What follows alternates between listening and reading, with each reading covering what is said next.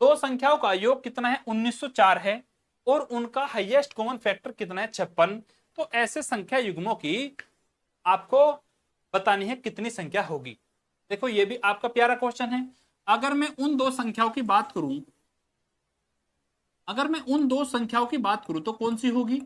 वह दो संख्या अगर मैं मान लेता हूं x और y, और जहां पर x और y क्या है दोस्त, आपस में कोप्राइम होंगी। क्या होंगी? आपस में कोप्राइम होंगी। कोप्राइम का मतलब है आपस में कोई भी कॉमन नहीं होने वाला है, ये होगा।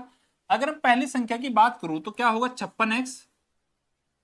पहली संख्या की अगर बात करूं 56x, और अगर दूसरी संख्या की बात करूं तो कितना 56y, और इन दोनों का योग कितना दिया है? इन दोनों का योग मुझे दिया है 1904। योग आपका आ जाएगा 1904, ये हो जाएगा। 56 दोनों तरफ से कॉमन होगा तो x प्लस वाई कितना आ जाएगा? ये आपका आ जाएगा 1904। अब आप यहां से सोल्व करेंगे, 8 से काट लो, 8 से 56, 8 दूनी 16, 3, 8 ते 24, 6, 8 अठे 64, 7 से काट लूंगा, 7 ते 21, और 2 7 चौक 28। तो x प्लस वाई बराबर कितना होना चाहिए? 34।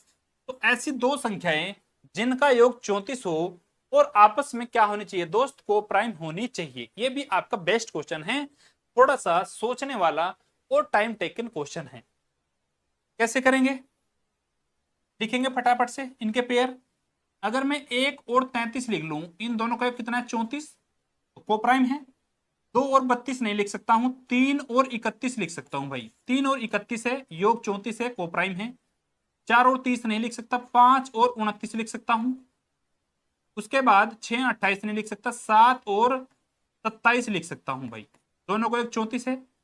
8 और 26 नहीं लिख सकता, 9 और 25 लिख सकता हूं, बिल्कुल लिख सकता हूं। 10 और 24 नहीं लिख सकता, 11 और 23 लिख सकता हूं, बिल्कुल लिख सकता हूं।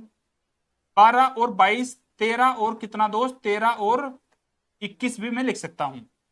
उसके बाद अगर बात करूं 15 और 19, बिल्कुल हो जाएगा। 15 और 19 भी हो जाएगा।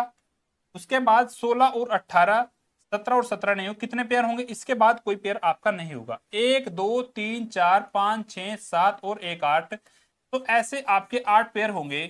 तो ऐसे दोस्त आपके 8 पेयर हो जाएंगे। ऑप्शन नंबर 2 आपका सही आंसर हो जाएगा। मैंने इसके बाद क्यों नहीं काउंट किया? क्योंकि हम आधे जाने के बाद काउंट नहीं करते हैं।